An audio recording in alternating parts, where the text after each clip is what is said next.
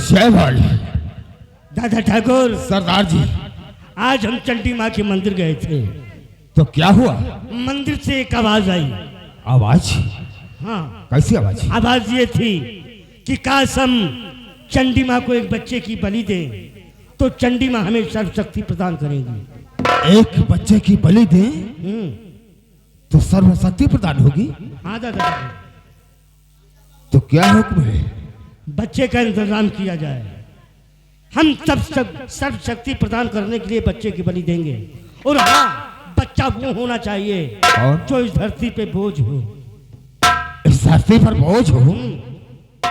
है कोई ऐसा बच्चा? अगर ऐसी बात है तो है सरदार जी। एक बच्चा है जो कि इस धरती पर बोझ बना हुआ है।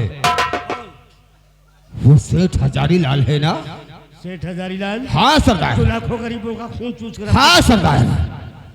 उसके धर्म पत्नी ने उस बच्चे को जन्म दिया था और जन्म देते ही वो भगवान को प्यारी हो गई है। इसलिए सेठ हजारी लाल के पास एक छोटा सा बच्चा है। हम इसी वक्त चलते हैं। आओ सेठ हजारी लाल की हवेली पर। ठीक है। जय भवानी।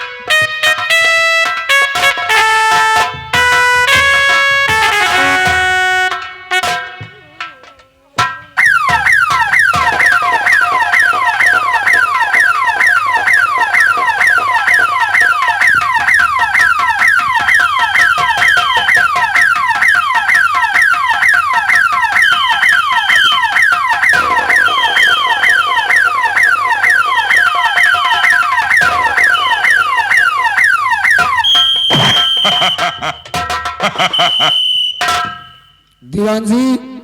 कहिए सर। इस वक्त कहाँ खड़े हो? इस वक्त सर हम थाने में खड़े हुए हैं। यानी कि पुलिस स्टेशन में? Yes sir. सबसे पहले नीचे नजर डालो। नीचे क्या देखें सर? नीचे क्या देखें? ऊपर वालों से तो कभी छुट्टी मिलती नहीं है। हम नीचे वाले को क्या देखें सर? दीवान जी, मैं कहता हूँ अपने कदमों पे नजर डालो। कदमों पे सर? हाँ।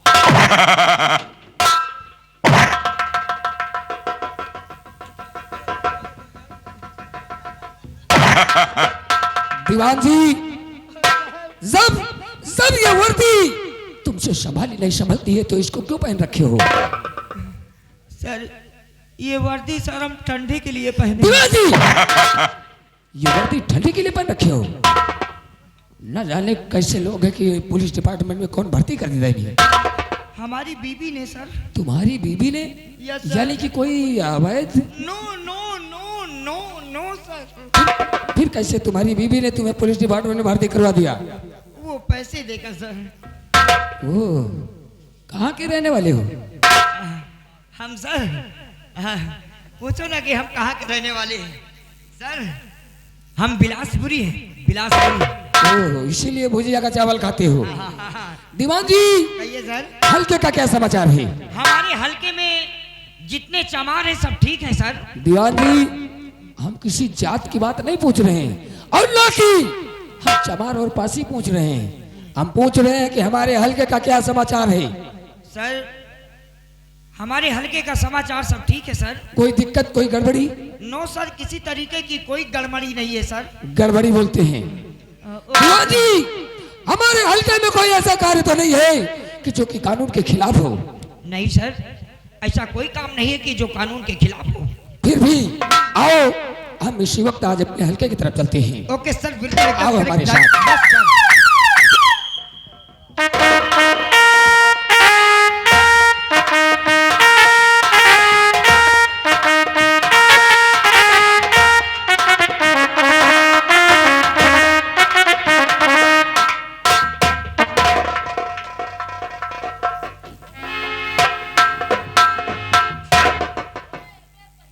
अरे बेटी बहुत काम करती है।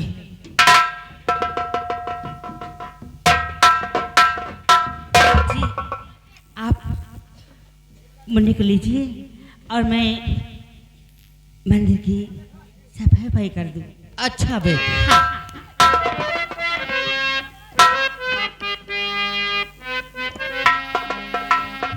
अब मैं मंदिर जा रही हूँ। हाँ बेटी जाओ, बहुत काम कर।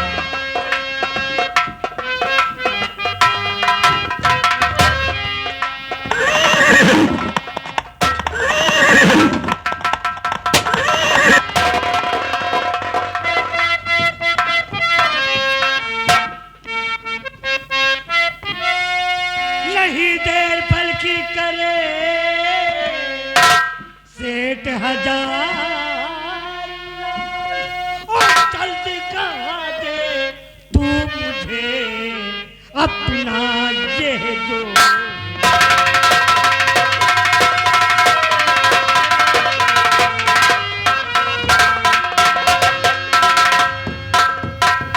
सेठ हजारी लाल घबरा मत, तुझे जान से नहीं मारूंगा, ना तेरा धन लूटूंगा। हम डाकू हंगामा सिंह हैं। सेठ हम तेरे बच्चे को लेने आए हैं।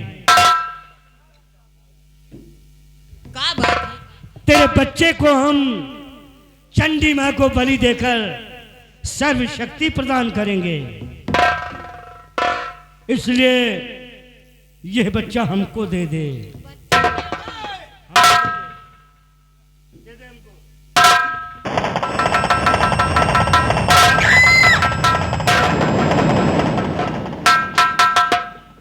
दादा ठाकुर हम इस बच्चे को लेकर मंदिर की तरफ जा रहे हैं। अगर ये सेठ पुलिस वालों को इतला करता है तो मार दो हरामजादे को। हजारी लाल, अगर तूने जरा भी आवाज निकाला तो गोली अंदर और दम बाहर।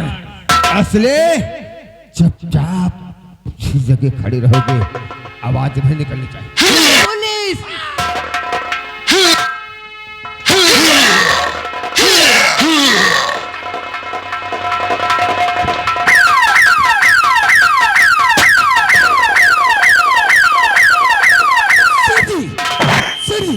तुम्हें क्या हुआ है? कुछ तो बताओ, आखिर तुम्हें गोली किसने मारा है? मुझे बताओ।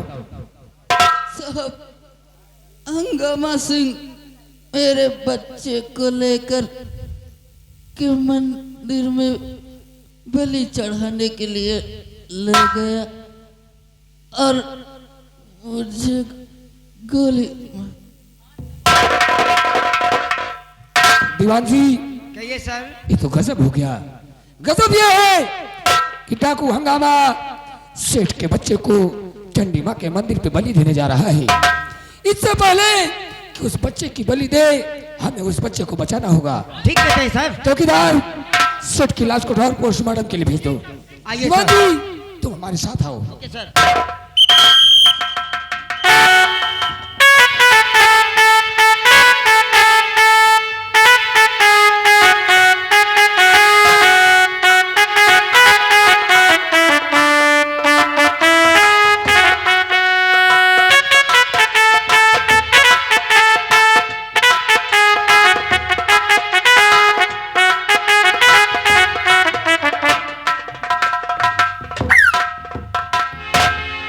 दादा ठाकुर सरदार जी, हम मंदिर के अंदर जा रहे हैं। तो क्या हुक्म है? मंदिर के अंदर कोई शख्स ना आने ना पाए। हंगामा, मैं कहता हूँ अपने बढ़ते हुए कदम रोक ले, क्योंकि तू चारों तरफ से गिर चुका है। जरा भी चालाकी करने की कोशिश किया तो बेमौत मारा जाएगा। सरदार जी, इसका मतलब कि पुलिस वालों को पता चल गया है, वो मंदिर तरफ आ रहे हैं। हाँ सरदार, लेकिन चिंता मत करो। कौन है तू दगाबाज? आ सामने कौन है तू दगाबाज?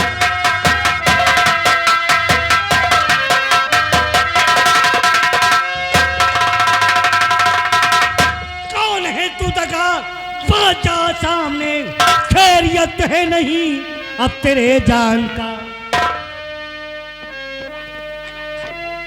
गोलियों का निशाना बनाऊं तुझे, तुझको दूंगा सजा तेरे अभिमान।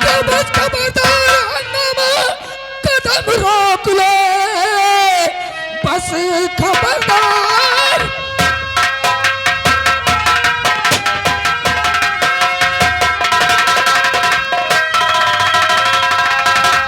तो बस खबरदार, हंगामा कदम रोक ले, वरना अंजाम इसका बुरा पाएगा। खा कसम आज वर्दी कि मैं कह रहा, जेल की अब तो ठंडी हवा खाएगा।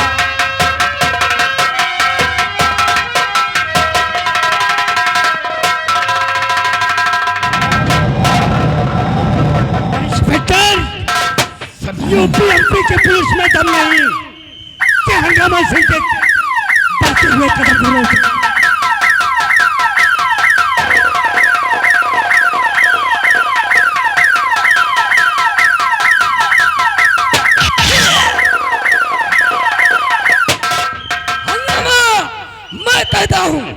अभी भी वक्त है, अपने बढ़ते हुए कदम रोक ले, अन्यथा तुझे मैं जिंदा नहीं छोड़ूंगा। हंगामा,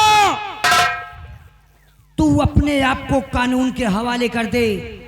नहीं तो हंगामा, तू अपने आप को कानून के हवाले कर दे, नहीं कानून खुद तेरे हवाले हो जाएगा।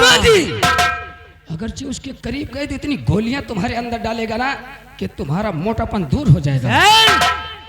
हंगामा को जब तक कैद नहीं किया, हंगामा को जब तक कैद नहीं किया, समझो औरत का दूध नहीं पिया। दीवान जी, ये पुलिस डिपार्टमेंट की नौकरी करते हो, औरत का दूध पीकर? सर, आप भी पीते हैं? नहीं, हमने सिर्फ अपनी माँ का दूध पिया है। तो सर, औरत ही तो माँ है। बहुत ज्यादा दिमाग लगाओ हमारे साथ। आइए सर।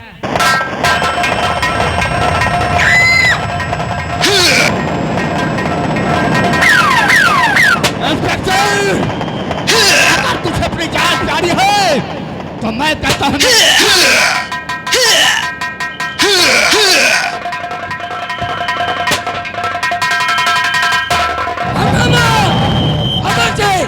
अगरचे तेरी दीवान जी वहां कहां ढूंढ रहे हो? वहां किसको ढूंढ रहे हो? हंगामा कोई बकरी का बच्चा है कि जो कि तुम्हें मिल जाएगा? सॉरी, यस और नो के सिवा तुमने कुछ पढ़ा ही नहीं है। Yes sir. दीवान जी, कहिए सर। हंगामा का एक साथी मारा गया है, जिसके सीने पर गोली लग चुकी है। अगर से हंगामा का कदम नहीं रुके तो हम उसे भी जिंदा नहीं छोड़ेंगे। आइए सर।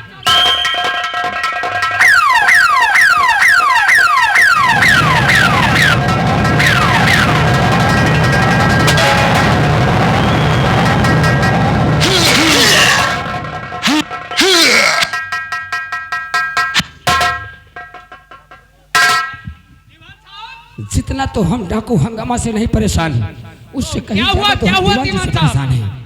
दीवान जी, क्या हो गया? आखिर हुआ क्या? कुछ बोलोगे? सर गोली लग गई सर। किसको लग गई? कहाँ लगी है? ये देखिए सर, कितना बड़ा घाव है। केवल दीवान जी सिर्फ शंका में परेशान हो। दीवान जी, ये गोली नहीं लगी है, ये कुदरत की देन है। कुदरत की देन हाँ, तुम्हें खाने और कमाने के लिए मिला हुआ है। आओ हमारे साथ।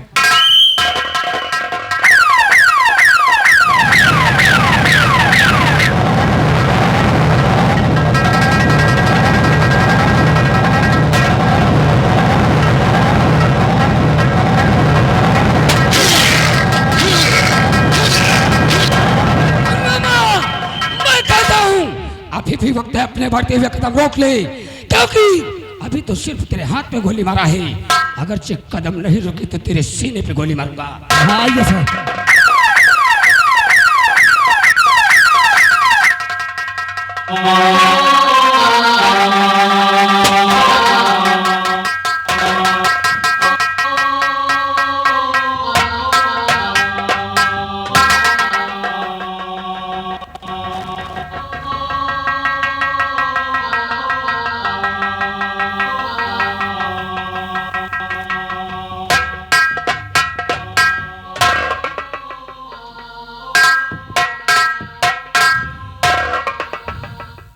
लगता है मंदिर की पुजारन है ये। देवी जी, मैं डाकू हंगामा सिंह हूं। हमारी गोद से जो बच्चा छूटकर तुम्हारी गोद में गया, इस बच्चे की बलि देने जा रहे थे हम।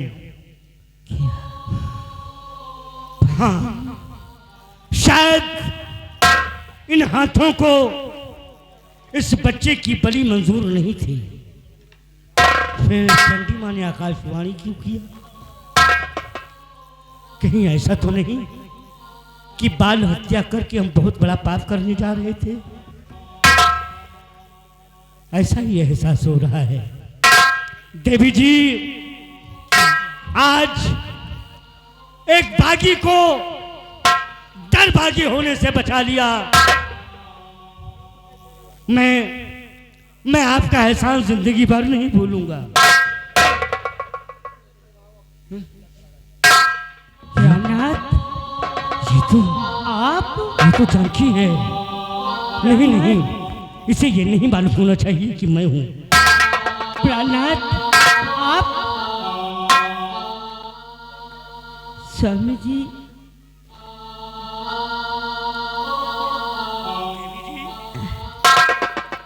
किसे आप अपना प्राणनाथ कह रही हैं? किसे आप अपना स्वामी कह रही हैं? एक डाकू को? देवी जी, तुम्हारी नजरें धोखा खा रही हैं। मैं डाकू हंगामा सिंह हूँ। मैं डाकू हंगामा सिंह हूँ। कौन किसका पति, कौन किसकी पत्नी? हंगामा नहीं, हंगामा नहीं, तुम मेरे भतीजी हो, मेरे स्वामी हो। प्राणनाथ,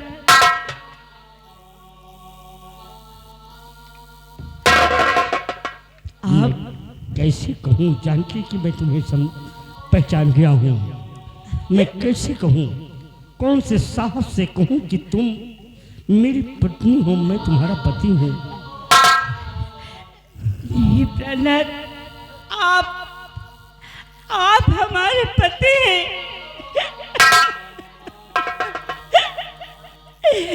मेरी नजरें धोखा नहीं खा सकती।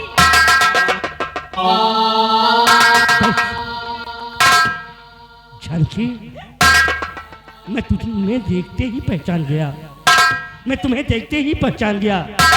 क्या तुम मुझे अब भी अपना पति मानती हो? मैंने तो पति कहलाने का हक तुमसे छीन लिया था। नहीं स्वामी, नहीं, आप कुछ भी हो, लेकिन आप हमारे पति जी हैं, हमारे भगवान हैं आप। मुझे माफ कर दो जानकी, मुझे माफ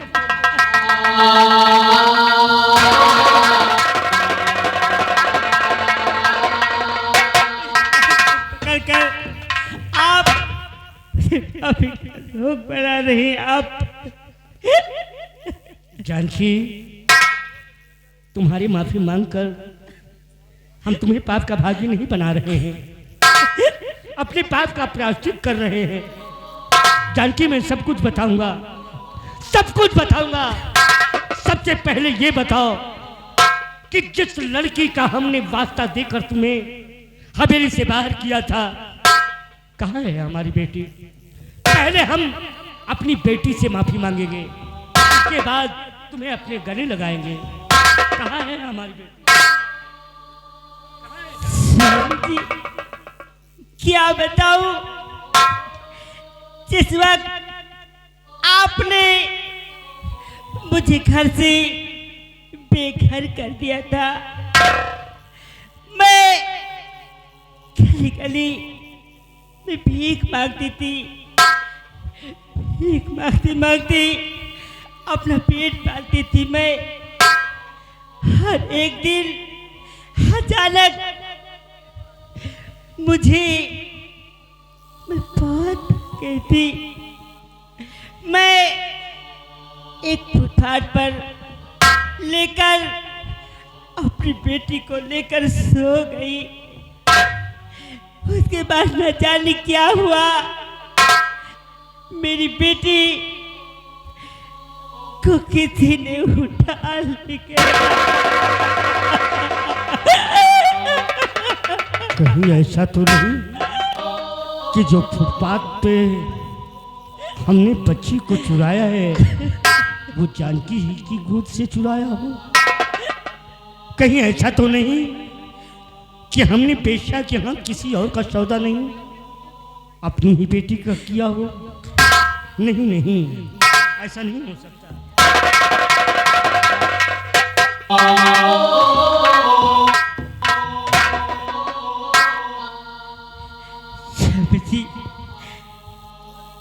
कर दी अपने। ये हालत कैसी?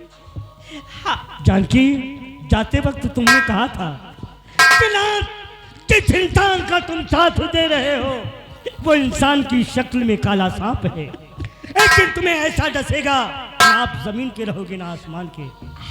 वैसा ही हुआ, वैसा ही हुआ। जानती हो क्या? तुम्हारे जाने के पश्चात जब मैं हरकरण सिंह की हवेली पहुंचा तो उसने मुझे इतना शराब पिलाया कि शराब के नशे में करके मुझे उसने हमारी सारी जायदाद अपने नाम लिखवा ली। और जानकी, उसी तरह धक्के मारकर हमें हवेली से बाहर किया जैसे हमने बच्ची को और तुम्हें किया था।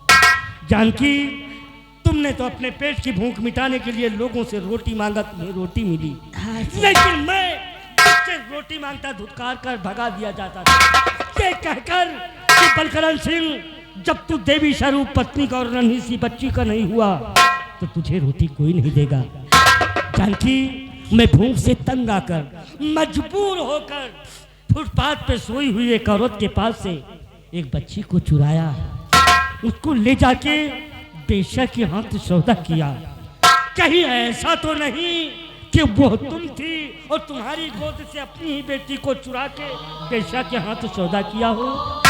कहीं ऐसा तो नहीं? स्वामी जी, क्या? वैसा ये वो मेरी ही बेटी थी। नहीं जानकी, नहीं, ऐसा नहीं हो सकता। एक बाप अपनी बेटी का सौदा नहीं कर सकता। जानकी, हम जैसे बाप को तो बाप कहलाने का कोई हक नहीं है। हम जैसे बाप को तो इस धरती पे जिंदा रहने का कोई हक नहीं है। जानकी, जिस वक्त बच्चे को उस बेश्या के गोद में देने लगा था मेरा हृदय कांप उठा था, फिर भी समझ नहीं सका जानकी।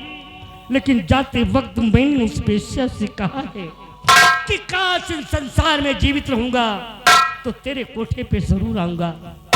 जिस वक्त ये लड़की मुद्रा करने के काबिल हो जाए, इसका मुद्रा हो तो मेरे आने पर हो, मुझसे पूछ कर हो। जानकी, हमें पूर्ण यकीन है हमें कि हमारी बेटी बेश्या के कोठे पे रह के भी गंगा की तरह पवित्र होगी। तुम्हारे सर पे हाथ रख के कसम खाता हूँ, तुम्हारी बेटी को तुमसे जरूर मिलाऊंगा। लेकिन इस वक्त मंदिर के बाहर जाऊंगा तो पुलिस हाथ धोकर हमारे जान के पीछे पड़ी है। इस वक्त पुलिस से मुझे बचा लो, तुम्हारी बेटी को तुमसे जरूर मिलाऊंगा। बचा लो जानकी, वरना बहुत देर हो जाएगी। स्वामी जी, आओ, मैं तुम्हें छुपा देती हूँ।